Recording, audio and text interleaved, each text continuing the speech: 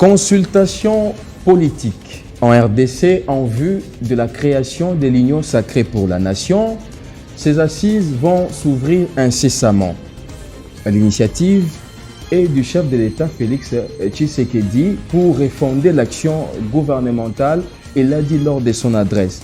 Et la grande question au cours de cette émission est celle de savoir, est-ce que cette initiative est à la hauteur de résoudre la crise post-électorale en RDC? Madame, Messieurs, nous recevons le président Seth Kikouni. Il est ancien candidat à la présidentielle de 2018. Bienvenue, président. Merci, monsieur Josué. Alors, j'aimerais d'abord qu'on commence cette émission avec vous. On parle de vous. Vous avez fait une entrée politique sur fond d'intimidation. Un jeune ambitieux qui présente sa candidature à la présidentielle de 2018. Aujourd'hui, vous n'avez pas réussi, mais vous occupez toujours la scène politique de la RDC. Peut-on dire que vous avez eu le goût de la politique et que l'entrepreneuriat ne vous intéresse plus? La nuance est importante. Merci pour la question. Je n'ai pas réussi à devenir président, mais j'ai réussi à faire mon entrée dans la scène politique. Très bien. Et ma priorité reste l'entrepreneuriat. Je suis entrepreneur. C'est vrai que j'ai étudié les sciences politiques. J'ai enseigné les sciences politiques à l'université. Mon ambition depuis que j'étais jeune a toujours été de faire la politique. C'est donc un rêve qui se réalise.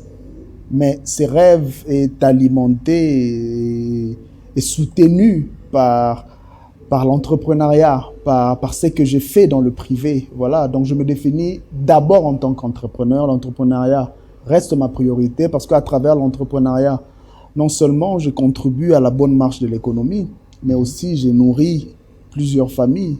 J'ai des employés, des gens que je paye. Je paye mes impôts et taxes. Ça me rend utile à la société parce que je n'ai pas encore un poste politique. Donc, je suis d'abord entrepreneur, c'est mon identité. Je ne peux pas me séparer si facilement de cette identité. Donc, l'entrepreneuriat vous permet de trouver les moyens de votre politique. Exactement, parce que j'ai toujours été convaincu que la scène politique doit être cet espace-là qui réunit le meilleur de la société. C'est vrai qu'aujourd'hui, il y a des gens qui ne font que la politique. Ce n'est pas une bonne chose. La politique doit réunir le meilleur de chaque domaine. Vous pouvez être mécanicien et puis venir demain faire un très bon ministre de l'industrie. C'est possible. C'est ça. Nous voulons d'une telle République démocratique du Congo. Moi, je suis entrepreneur. J'assume mon rôle d'entrepreneur. Je suis créateur de richesses. Je suis créateur d'emplois.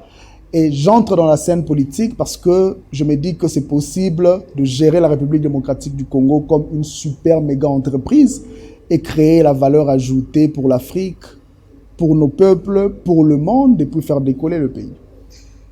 Est-ce qu'aujourd'hui, Seth Kikouni n'avait pas jeté ses $100 000 à la présidentielle de 2018? Vous n'avez pas cette appréhension-là? Non, pas du tout. Vous savez, il y a un prix à payer pour tout. Ce n'est pas celui qui veut, c'est celui qui paye le prix qui gagne. C'est un principe dans le business. Qu'est-ce que vous avez gagné? J'ai gagné une place dans la scène politique, j'ai gagné la notoriété, qui me sert d'ailleurs aujourd'hui, même dans mes affaires. Je te donne un exemple. Avant que la Covid n'arrive en République démocratique du Congo, j'avais investi un peu d'argent dans les masques. Et le jour où j'avais annoncé que j'avais des masques, j'avais épousé ce stock-là en 30 minutes. 30 minutes. Mais oui, c'est parce que c'était Seth Kikouni qui l'avait dit. Aujourd'hui, mon espace Twitter, Facebook, ou même quand je passe dans les médias, quand je m'exprime, les gens écoutent. Donc j'ai gagné en termes de notoriété, j'ai fait passer mes idées et petit à petit, je suis en train d'élargir cette audience, cet espace d'expression qui, je crois, si tout va bien en 2 ans, 3 ans, deviendra beaucoup plus solide qu'il l'est aujourd'hui. Alors, pour en faire quoi finalement? Pour 2023, la présidentielle je garde mes ambitions. C'est vrai que nous sommes dans le processus de création d'un parti politique parce que nous voulons finalement prendre le pouvoir et travailler pour le bien-être de la population. Nous avons une prétention. Nous pouvons faire mieux que tout ce qui nous dit, tous ceux-là qui nous dirigent aujourd'hui. Je le dis toujours, nous avons un projet, j'ai un projet qui peut faire décoller ces pays et je vais continuer, je vais aller jusqu'au bout. Et aussi longtemps que le peuple décidera de me faire confiance, nous allons nous accrocher pour mettre en pratique ce projet. Nous gardons nos ambitions. On aimerait bien avoir plus de 252 députés à l'Assemblée nationale en 2023 et nous allons continuer à nous battre avec votre pour le parti bien-être. politique. Bien sûr, avec notre parti politique. C'est ça notre ambition, avoir plus de 252 députés dans le Parlement en 2023. Très bien. Alors, une fois que ce parti est créé, d'ailleurs, je ferai de mon mieux pour prendre part à la création, mais pas pour m'inscrire en tant que militant. Peut-être qu'on va vous convaincre, on ne sait jamais. Très bien. J'en appelle d'ailleurs à tous les jeunes de pouvoir vous soutenir, puisque l'objectif, c'est aussi le renouvellement de la classe politique. Alors, aujourd'hui, lorsque vous voyez le Congo pour lequel vous avez postulé en 2023, vous en êtes fier? Pas trop. Avec tout ce qui se passe, on ne peut pas dire qu'on est fier de ce Congo. Vous savez, quand j'avais 18 ans, 16 ans, 17 ans, je me disais que 20 ans après, la République démocratique du Congo sera un endroit où il fera bon vivre. Où vivre serait une bonne chose. Aujourd'hui, vivre, c'est presque une torture. Nous avons régressé sur tous les plans et on continue à régresser. Sur le plan historique, du temps, je ne suis pas satisfait, je ne suis pas fier de ces Congos. Et par rapport aux élections que nous avons eues en 2018, dans les 2 ans qui sont passés, je ne suis pas non plus fier de la République démocratique du Congo que nous avons aujourd'hui. Pourquoi? Bon, écoutez, déjà, s'il faut commencer avec le discours qu'a tenu le président de la République la fois passée, comment est-ce qu'il nous a présenté le tableau? Il s'agissait en réalité d'un président de la République qui se trouve dans un bateau, au beau milieu du lac, et qui nous lance un message pour nous dire 2 choses. Là, je suis encore en train d'hésiter parce qu'il y a 2 scénarios. Je commence avec le scénario le moins probable. Il est au milieu, il regarde derrière. Il a fait 2 ans. Il regarde devant, il lui reste pratiquement 2 ans. 2 ans aussi, voilà. Il nous dit, le bateau est en train de couler. Je lance un cri de détresse. Venez nous aider. C'est ce qu'il a dit. Donc, il a tendu la main à tout le monde. Voilà. Non, c'est pas tendre la main. C'est son bateau qui est en train de couler. C'est le bateau FCC Cash qui est en train de couler. Très bien. Nous sommes au port. Nous lui avons demandé de ne pas embarquer dans ce bateau-là. Il ne nous avait pas entendu. Maintenant, il a lancé un cri de détresse pour nous demander de l'aider parce que son bateau est en train de couler. Voilà. N'est-ce pas? C'est le premier scénario, le moins probable. Voilà. Le deuxième scénario, c'est le suivant. Ils sont dans un bateau, FCC Cash, et le président fait semblant de nous dire que le bateau est en train de couler. Son objectif est de nous embarquer dans ce bateau-là pour nous conduire quelque part où on ne sait pas encore. Ou encore pour justifier, légitimer ce qu'il a envie de faire. Je suis divisé entre ces 2 points de vue-là. Mais le deuxième scénario est beaucoup plus probable que le premier. Qu'est-ce qu'il veut faire, au fait, par rapport au deuxième scénario? On ne sait pas. Ce sont les questions que je continue à me poser. Mais c'est aussi possible qu'il nous embarque pour partager son bilan négatif, qui est négatif jusque-là, sur le plan économique et sur d'autres plans. Parce que imaginez aujourd'hui, après consultation, si c'est fait que tout le monde entre dans ces bateaux-là, soit nous allons couler ensemble, soit nous allons partager le même bateau, les mêmes dangers, et nous n'aurons plus la possibilité de revendiquer quoi que ce soit. Imaginez un Jean-Pierre Bemba, Premier ministre, un Katumbi, ministre des Affaires étrangères, un Martin Fayulu, ministre de l'Intérieur, un Seth Kikouni, ministre des PME, mais qui va revendiquer quoi que ce soit. Et même s'il décide de ne pas organiser les élections en 2023. Personne ne va le Mais c'est réclamer. un scénario, c'est possible. Bon, maintenant, parlons de Seth Kikouni. Vous êtes favorable aux consultations? Bon, il a lancé un appel. Oui. Consultation veut dire j'ai besoin de vos avis. Très bien. On le fait aussi dans nos entreprises. Parfois, avant de prendre une décision, on consulte les autres, ou parfois même, on consulte par formalité. On a déjà pris la décision, Voilà. mais on veut justement justifier et légitimer cette décision-là, Très et bien. puis on fait semblant de consulter les autres. Ce n'est pas une mauvaise approche que je peux tout simplement encourager, mais justement, j'ai plusieurs questions. Je me demande seulement si il y a la sincérité dans cette démarche. C'est ce qui me dérange un peu. Parce que je pense que le président de la République a l'obligation à répondre à certaines questions qui nous préoccupent, des grandes questions de l'heure, pour que nous puissions comprendre exactement ce qui s'est passé. Alors, faisons un peu un comeback. Le chef d'État a relevé 7 points de divergence entre lui et le FCC. Peut-on dire que si aujourd'hui son bilan est négatif, comme vous le dites, bilan à mi-parcours, bien sûr. Jusque-là. Oui. C'est à cause du FCC? Oui, c'est à cause du FCC. Totalement à cause du FCC, c'est ça? Écoutez, la coalition a été un choix. Lorsque vous faites un choix, vous choisissez vous-même votre collaborateur. D'un côté, vous êtes aussi responsable de vos choix. Parce que le FCC n'était pas un facteur inconnu dans la scène politique. Ouais. Ils ont un bilan très négatif de 18 ans via le PPRD et d'autres partis qui se sont constitués pour créer le FCC. Le président était conscient de cela. Seulement, il y a deux approches qu'il faut retenir. Nous avons deux acteurs qui influencent le jeu. D'un côté, nous avons Joseph Kabila, qui est l'autorité morale du FCC. Mais il faut aussi comprendre la personne avant de comprendre le jeu dans lequel nous nous trouvons aujourd'hui. Moi, je suis d'avis que Joseph Kabila n'avait pas créé le FCC dans le but d'être l'autorité morale ou encore le patron de Néhémie Mouilania, d'Albert Youma ou encore de Joseph Kokonyangui. Joseph Kabila avait créé le FCC dans le but d'être le patron de tout le monde. Le patron de Josué, le patron de Seth Kikouni, le patron de Félix, le patron de je ne sais pas moi qui. C'était ça son objectif. Félix Tshisekedi, lorsqu'il a pris le pouvoir, il avait aussi l'objectif, ou encore il croyait, il espérait, que de l'intérieur, il sera en mesure de se débarrasser du FCC. C'est là que nous sommes bloqués maintenant. On ne sait pas si il y a un problème entre Joseph Kabila et Félix Tshisekedi, ou c'est plutôt un problème entre Félix Tshisekedi et le FCC.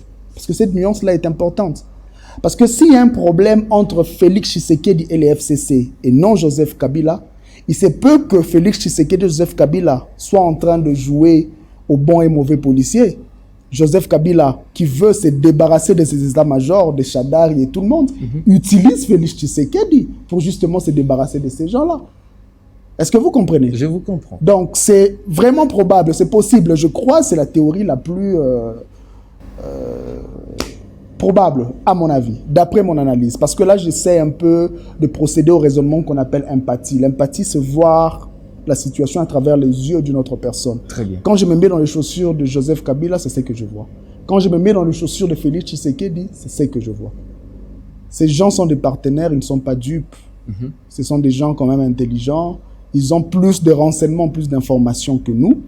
Et jusque-là, il n'y a pas eu d'affrontement entre Félix Tshisekedi et Joseph Kabila. Il y a eu des problèmes entre Félix Tshisekedi et le FCC. Est-ce que vous ne voyez pas, vous ne lisez pas sur le visage de M. Kabila, un monsieur qui vraiment a besoin de se reposer, qui en a marre de la politique. À tout moment, c'est lui.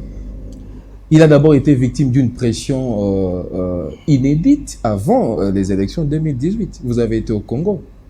Oui, j'étais au Congo. J'étais d'ailleurs candidat, non? Voilà. 2018, voilà. Écoutez... La personne de Joseph Kabila d'abord. Je crois qu'il faut plutôt considérer les actes qu'il pose. Ça ne montre pas qu'il veut se reposer. Parce que il a fait sa rentrée la fois passée, on l'a vu en tant que sénateur. Là, c'est selon le PPRD. Non, mais il était allé là-bas en tant que sénateur. Ah oui, il a répondu à l'obligation constitutionnelle. Il a répondu. Et on le voit réunir le FCC de temps en temps à Kingakati ou encore à Mbouela Lodge pour discuter des affaires politiques. Ça ne me donne pas l'impression de quelqu'un qui veut se reposer. Je crois que, comme j'ai dit, il se voit dans son rôle de patron. Il veut être patron, autorité morale de tout le monde. et il continue à définir les règles du jeu. Parce que c'est Joseph Kabila qui a finalement défini c'est quoi l'alternance pour la République démocratique du Congo. Très bien. C'est Joseph Kabila qui définit c'est quoi la démocratie. Et pendant des années, il a même défini ou encore interprété à sa guise la constitution que nous avons depuis 2006. On parle union sacrée pour la nation. Deux petites questions. La première, ça serait une surprise qu'on voie aujourd'hui Seth Kikouni, l'un des tenants de l'union sacrée pour la nation. Bon, j'aimerais pas qu'on puisse se perdre ou encore perdre les téléspectateurs avec des concepts qu'ils ne comprennent pas. Voilà. Quand on dit union sacrée, généralement il y a un contexte. Je pense que le contexte a été même mal choisi par le président. Il y a union sacrée en politique quand la patrie est en danger. Voilà. Et en regardant le discours du président Félix, je ne sais pas si vous pensez comme moi, est-ce que la patrie est en danger? Mais vous l'avez dit tout à l'heure que les bateaux est en train de chavirer. Non, mais c'est ce que nous voyons. J'ai aussi dit qu'il se peut qu'il fasse semblant, qu'il nous dise de loin que le bateau coule, mais en réalité le bateau ne coule pas. Son but, finalement, c'est qu'est-ce qu'on retient de vous, de votre analyse? Il y a union sacrée quand la patrie est en danger. Voilà. Mais est-ce que la patrie est en danger? Non. Ce qui est en danger, c'est le quinquennat de Félix Tshisekedi. C'est ce qui est en danger. Ce qui est en danger, c'est la carrière politique de Jean-Marc Kabound. C'est la carrière politique d'Augustin Kabouya, d'André Mbata. C'est la carrière de l'UDPS. Ou de Jacquemaine Chabani. Voilà, c'est leur carrière qui est en danger. C'est pas la carrière de la République. Parce que si ces bateaux-là coulent d'ailleurs, vous savez, de telles tragédies naissent d'autres opportunités. Si le bateau coule, cela veut dire que Seth Kikouni aura un discours en 2023. Vous comprenez? Voilà. Donc ne considérez pas ces consultations, encore l'union sacrée, comme une faveur. Non. Mais moi, je veux croire en la sincérité du président de la République. Je veux croire qu'il a effectivement un problème et il veut écouter tout le monde. Et vous savez, lorsque vous avez besoin de l'avis de quelqu'un, cette personne-là ne vient pas frapper à votre porte. C'est vous qui invitez la personne si vous estimez que cette personne-là a les capacités de vous conseiller d'une certaine manière. Très bien. Donc, si je suis consulté et que je pense que j'ai quelque chose à dire parce que j'avais la prétention d'être président comme lui, je pense que la question que le président est en train de nous poser en ces moments, c'est à ma place, que feriez-vous? C'est la question qu'il nous poserait. Que feriez-vous? Si vous étiez président de la République, que feriez-vous? On était 21. Justement. Oui, que feriez-vous? Et à sa place, que feriez-vous? Je lui répondrai au moment important, je ne peux pas lui dire ici. Sinon, la consultation n'aura plus de sens. Voilà. Mais il faudrait que les chefs de l'État sentent aussi que vous avez des propositions qui peuvent captiver afin que vous soyez consultés. J'ai un passé, je tweete, j'ai une tribune sur mon site internet, je développe mes idées, je passe à la télé, je parle. Je crois que c'est suffisant. Chaque personne en République démocratique du Congo s'est déjà fait une certaine idée sur moi.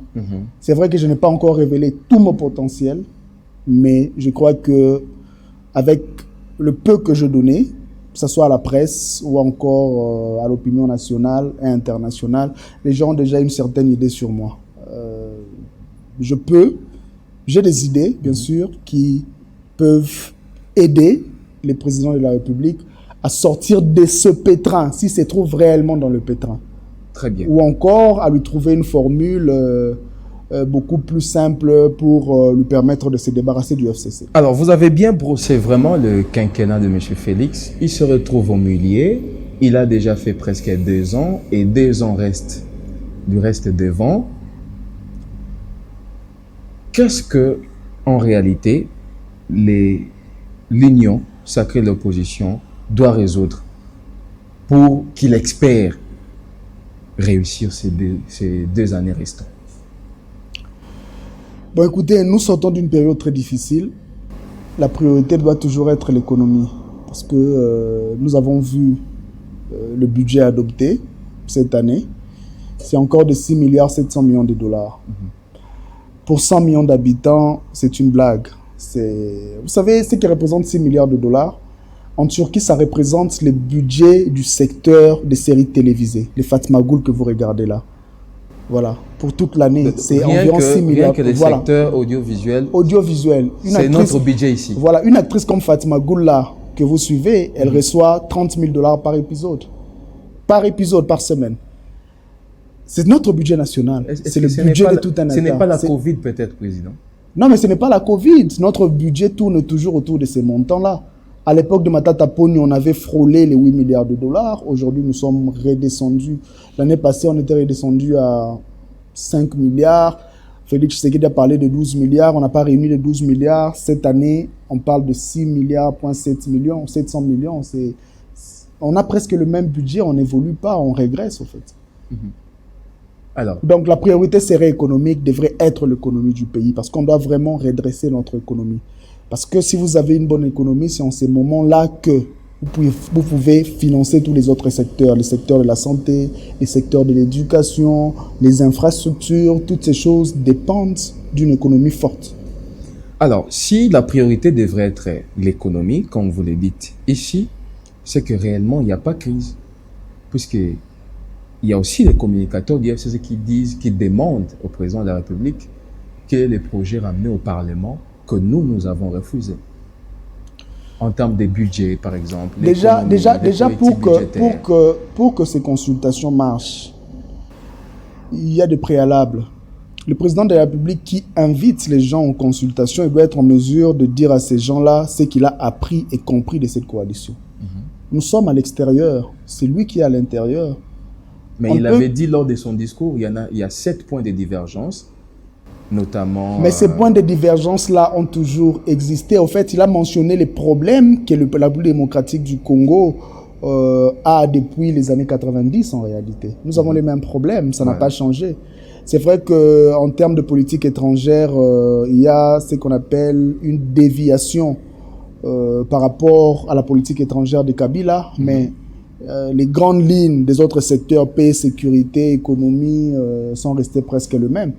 Et à cela s'est ajouté d'autres problèmes que le pouvoir Félix Tshisekedi a créés, comme les sauts de moutons qui a non seulement ralenti, mais aussi fait en sorte que l'économie de Kinshasa, le PIB de Kinshasa puisse régresser. Ce sont des problèmes qui ont été créés par le pouvoir actuel. Ça n'a pas été bien pensé, bien étudié. Il y a le problème de la gratuité de l'enseignement, que je soutiens, mais qui n'était vraiment pas opportun, parce qu'on n'a pas les moyens d'envoyer les enfants gratuitement à l'école, parce que ça demande beaucoup d'argent. Lorsque vous prenez 2,5 milliards de dollars chaque année, vous investissez dans l'école primaire, et ces enfants-là finissent l'école primaire, c'est pour devenir quoi? C'est quoi le retour sur investissement pour un enfant de l'école primaire? Vous avez besoin de l'argent, il faut d'abord créer la richesse, et après vous prenez cet argent-là, vous réinvestissez dans l'éducation. Les pays où l'éducation est gratuite sont généralement les pays qui ont de fortes économies. Est-ce que la première année gratuite n'a pas été une réussite? La première année, la première expérience en fait. Je me mets à la place des parents qui sont incapables d'envoyer leurs enfants à l'école. Et je me dis que c'était une bonne chose. Mais vous savez, construire sans terminer, c'est détruire. Si vous envoyez un enfant à l'école la première, la deuxième année, et que cet enfant-là n'arrive pas à finir l'école primaire parce que demain, vous n'avez pas de moyens, je crois que vous allez rendre cet enfant-là beaucoup plus malheureux qu'il le serait s'il n'était pas allé à l'école du tout. Parlons des ordonnances. Vous êtes aussi un acteur politique. Lorsque vous lisez tout ce qui s'est passé entre le FCC et Cash, y avait-il opportunité de créer toute une crise autour des ordonnances du chef de l'État? C'est pourquoi j'ai parlé du deuxième scénario. Très bien. Que voilà, Kabila et Tshisekedi jouent au bon et mauvais policier. Ça veut dire qu'ils font semblant de nous dire que le bateau est en train de couler. Cela veut dire qu'il se peut que cette crise, la crise que nous avons, soit une crise entretenue, et nourrie par Tshisekedi et Kabila pour nous emmener quelque part qu'on ignore. Parce que, bon, regardez, il y a eu des ordonnances. Certaines ont été signées en violation de nos lois, de la Constitution. Il y a eu prestation de serment. Le chef d'état-major général n'était pas à la prestation de serment. A-t-il été viré? Non, il est toujours là. Et si vous le remarquez bien, dans les deux côtés, à un certain moment, il n'y avait que les voix les plus extrémistes qui s'exprimaient. Du côté Cash, il y avait Jean-Marc Kabound. Mais est-ce que Jean-Marc Kabound s'exprime? Et son ami Augustin Kabouya? Kabouya ne pèse pas trop. On parle plutôt de Jean-Marc Kabound. Est-ce que Jean-Marc Kabound est toujours vice-président du Parlement? Non. Est-ce qu'il a été remplacé? Non. Jusque-là, non. Est-ce qu'il s'exprime? Non. De l'autre côté, il y avait Chadari qui était aussi l'une des voix les plus extrémistes. Est-ce que vous entendez encore parler de Chadari?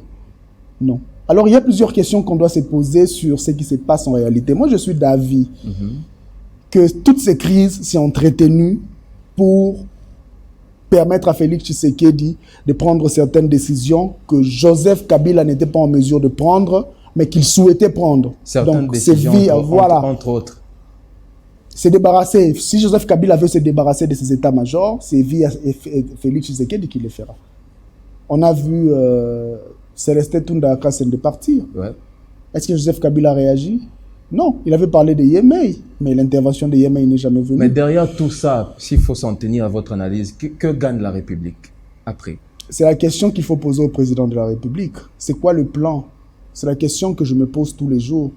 Moi, avant que le président ne tienne son discours, j'étais passé dans une chaîne de télévision pour poser certaines questions. Notamment chez nous aussi. Voilà, j'avais dit, voilà, j'étais aussi chez vous, j'avais dit que dans son discours, le président de la République doit nous expliquer au moins sa conception de l'état de droit, sa conception de la démocratie, sa vision pour la République démocratique du Congo qu'il est en train d'imaginer. On ne peut pas accompagner quelqu'un sans savoir où est-ce qu'il veut nous emmener. Nous ne sommes pas des aveugles, moi je ne suis pas fanatique, et ce n'est pas le moment d'être subjectif. Voilà. C'est le moment d'être objectif, c'est le moment de comprendre ce que nous sommes en train de faire parce qu'on n'a pas le temps. On n'a pas le temps de continuer à tourner en rond parce que chaque jour, il y a que les Congolais, les petits peuples qui payent le prix fort. Parlons un peu de la cohabitation qui n'est pas du tout non plus une hypothèse à exclure. Si nous allons en cohabitation, vous savez avec moi que M. Kabila ne perdrait rien puisqu'il va gérer le gouvernement. Est-ce que, en lisant M. Félix, vous ne voyez pas quelque part que la solution, au lieu de passer le temps aux consultations, serait d'attendre 2023 de façon à détruire la majorité de M. Kabila et donner le plein pouvoir à celui qui sera élu, puisque vous estimez que vous aurez la majorité en ces temps-là? Mais s'il y a cohabitation, nous avons une loi, nous avons une constitution qui exige à ce que les ordonnances du président de la République soient contresignées par le Premier ministre. Ouais. S'il y a cohabitation, cela veut dire que ce courant-là ne passera plus. Par quelle magie Félix Tshisekedi va, par exemple, rendre la CENI neutre et indépendante? S'il n'y a pas de CENI indépendante, comment comptez-vous briser la majorité de Kabila? Parce que jusqu'à ces jours, on considère que la CENI se trouve encore entre les mains du pouvoir FCC. C'est un peu, c'est là la question. Attendre, ça ne lui servira à rien. Il doit continuer à se battre. Et je me dis que la probabilité pour avoir une cohabitation, c'est aussi pas très élevé, pour la bonne et simple raison que Félix Tshisekedi a déjà gagné le goût de coups de force. Il a déjà fait plusieurs coups de force. Et il l'a réussi? On peut dire ainsi, même si je suis d'avis qu'on ne corrige pas une anomalie en inventant une autre anomalie. Mais bon, il ira de coup en force si le FCC ne lui donne pas l'espace requis pour faire ce qu'il veut. Parce qu'il aura un bilan à présenter et jusque-là, si on doit organiser les élections demain, ce bilan-là est très négatif. Bon, vous dites qu'il va continuer à se battre. Jusqu'où, en fait? Apparemment, on se dirige vers un flou, vers un noir qu'on ne voit pas. C'est le choix qu'il avait fait. Peut-être que jusqu'à s'épuiser, déjà, comme j'ai dit, selon le premier scénario, si ce cri de détresse est un cri sincère, à travers les consultations d'ailleurs, il va trouver l'aide nécessaire pour avancer. L'aide nécessaire, pendant ces temps, la louche a dit que ce n'est pas en consultant Seth Kikouni qu'il aura la majorité, ce n'est pas en consultant Mokia qu'il aura la majorité, ce n'est pas en consultant Madame Ifoku qu'il aura la majorité. Mais ce n'est pas non plus en consultant Bahati Lukwebo qu'il aura la majorité. Qu'il aura la majorité. Et puis écoutez, nous sommes face à un dilemme. Voilà. Les gens parlent de débauchage. Moi, je ne peux jamais aller chez le président de la République et lui conseiller de travailler avec quelqu'un qui a trahi. C'est lui qui a trahi là-bas, il viendra trahir chez toi. Tu ne peux pas travailler avec un traître. Quelqu'un qui quitte le FCC pour venir chez toi, c'est un traître. Et surtout si vous l'achetez avec l'argent. Cette personne-là n'a même pas d'honneur. Vous ne pouvez pas travailler avec une telle personne. Cela veut dire qu'il y a un dilemme. Je pense qu'il faut faire intervenir les voix les moins extrémistes pour qu'ils puissent s'entendre et continuer à travailler ensemble. En coalition. Bien sûr, si derrière tout ça, le deuxième scénario dont j'ai parlé, d'un plan Joseph Kabila, Félix Tshisekedi, n'est pas déjà activé. Très bien. Alors, nous sommes vraiment en train de chuter sans pour autant faire chavirer notre bateau. Vous n'êtes pas fier de ce Congo.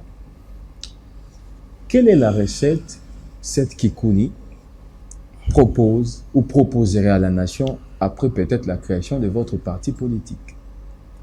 J'aimerais qu'on puisse un peu frôler cet aspect-là. Écoutez, notre plan, nous allons le dévoiler le jour où nous allons présenter notre parti politique. Nous sommes très ambitieux et déterminés à changer ce pays. J'ai étudié en Turquie. Je suis arrivé en 2001.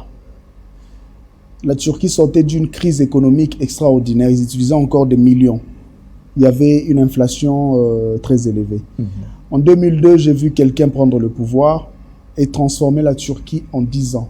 Ce que la Turquie ne pouvait pas faire en 50 ans, cette personne-là l'a fait en 10 ans. 10 ans. Cela veut dire que c'est possible avec une bonne équipe, avec un bon projet, avec un bon programme, avec la détermination.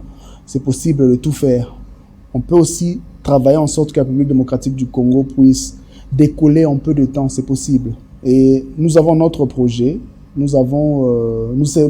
travaillons pour constituer une équipe solide qui va nous permettre de réaliser ce projet-là. Voilà, c'est le plus important. Notre projet est là. Nous continuons à travailler dessus pour l'enrichir et nous allons le dévoiler le jour où nous allons lancer notre parti. Les stratégies, vous le gardez pour vous, mais je pense que ça ne sera plus vendre la RTNC. Non, mais écoutez, privatiser la RTNC, c'est une nécessité. Moi, je reste d'avis qu'on n'a pas besoin de chaîne nationale pour l'instant. Pas besoin de chaîne nationale pour l'instant. Pas besoin de chaîne nationale. Il y a plusieurs pays qui n'ont pas de chaîne nationale. Vous voyez ce que la RTNC fait. Depuis l'époque de l'OZRT, ce sont les mêmes pratiques. On utilise la chaîne nationale, on l'instrumentalise pour servir les partis au pouvoir, pendant que cette chaîne-là fonctionne avec l'argent du contribuable, avec ton argent et mon argent. Ce sont des pratiques qu'on ne peut pas accepter. Il y a eu alternance et ça continue jusqu'à aujourd'hui. Mais justement, ils ont seulement basculé vers l'église qui s'est dit au milieu du village, a seulement basculé vers un autre Dieu. À la seconde, à la minute, ce sont des pratiques qu'on ne peut plus cautionner. Je pense que on peut passer un temps sans chaîne nationale, nous ressaisir et créer une autre chaîne nationale qui va réellement refléter la voix du peuple. Le problème, dans ces cas, ce n'est pas la chaîne nationale, mais ce sont plutôt les hommes. Mais d'où viennent ces hommes? C'est la question qu'on se pose. Ils étudient dans nos universités, ils viennent de nos familles. Ce sont nos amis, ce sont nos proches, ce sont nos oncles. Cela veut dire qu'il faut d'abord faire disparaître cette institution-là, la chaîne nationale. Toutes les institutions ne sont pas à disparaître. Il y a des institutions où vous pouvez corriger les êtres humains. Mais pour la chaîne nationale, pour le cas de la chaîne nationale, la presse, les médias, c'est une puissance, c'est un pouvoir. Dans la pyramide du pouvoir, ça occupe la 4e position. Et lorsque vous allez dans le Congo profond, il y a certaines de nos chaînes privées qui ne mettent pas là-bas, mais la RTNC émet jusque dans ces coins-là. Et ces gens-là prennent ce qui vient de la radio nationale ou la télévision nationale comme parole d'évangile. C'est dangereux si cette chaîne-là nationale est tendancieuse. Si cette chaîne nationale-là vous oriente vers des choses qui n'aident pas le pays à développer. Parce que vous savez, quand on parle d'éducation, il y a une certaine ignorance qui se crée avec l'éducation. Parce que quand on dit éducation, ce n'est pas seulement ce qu'on vous enseigne, c'est aussi les informations qu'on vous cache. Très bien. Ça fait aussi partie de l'éducation. Si vous prenez un enfant, vous lui dites tous les jours que voilà, telle personne est notre ennemi, même s'il n'a pas connu de problème personnel avec cette personne-là, il grandira avec cette perception-là de l'inimitié envers cette personne-là. C'est une forme d'ignorance parce qu'il n'aura même pas le courage d'aller parler avec cette autre personne pour écouter aussi sa version des faits. C'est là le pouvoir des médias, justement. Ça peut vous orienter vers une tendance qui sera à la longue désastreuse pour toute la République. Très bien. Alors, nous restons dans un cadre constitutionnel. Et puisque la Constitution le dit, restons optimistes qu'il y aura élection en 2023. Là, c'est dans un cadre constitutionnel. Vous avez d'ailleurs on a l'exclusivité de savoir que vous allez vous battre pour avoir la majorité au Parlement. Ça veut dire qu'en 2023, Seth Kikouni est toujours avec nous ou sera toujours avec nous comme candidat président de la République. Seth Kikouni sera toujours dans la scène politique. Oui, mais on peut être à la scène politique, mais sans être candidat. Je vous ai déjà parlé de nos ambitions législatives. On veut avoir des députés. Et la candidature à la présidence dépendra de cet autre facteur-là cette fois-ci. Merci beaucoup, on a terminé. Merci. Et qu'est-ce que vous lancez comme message à tous les jeunes qui vous suivent? Certainement, vous avez impacté la jeunesse. C'était en décembre 2018. Quel est le message que vous lancez à cette jeunesse